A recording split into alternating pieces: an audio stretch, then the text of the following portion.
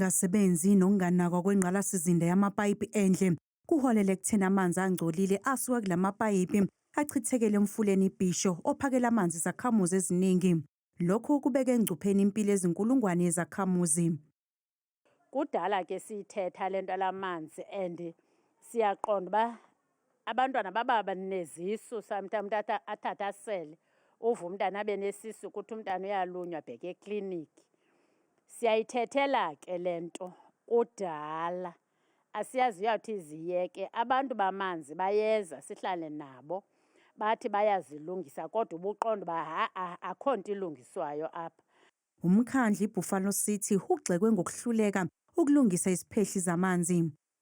The Buffalo City Metro employees are only just pouring chlorine into these pools that you can see right here. And as you can see that there's other pools that are meant to be processing the water, which has got the sewage.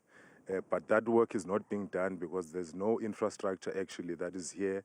Everything has been destroyed, it has been stolen, vandalized. Ukuhlolwa kwamanzi ompompi ahlinzekwa izakhamuzi zaseBhisho kuveze obala ukuthi lamanzi angcolile awahluziwe futhi anezinhlayiya zendle. Umasipala unxuse izakhamuzi ukuba zibilise amanzi okungenani umzuzu owodwa ngaphambi kokuwasebenzisa. Kepha lokho akuqinisekisi ukuhlanzeka ngokugcwele kwamanzi.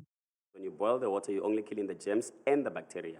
You're not even close to taking the uranium out of the water. You're not even close to taking the sewage out of the water. And you're not even close to taking all the biological pollutants out of the water. Umasipala uqinisekise izakhamuzi ukuthi amathimba awo aphezu komsebenzi wokulungisa iziphehli zamanzi.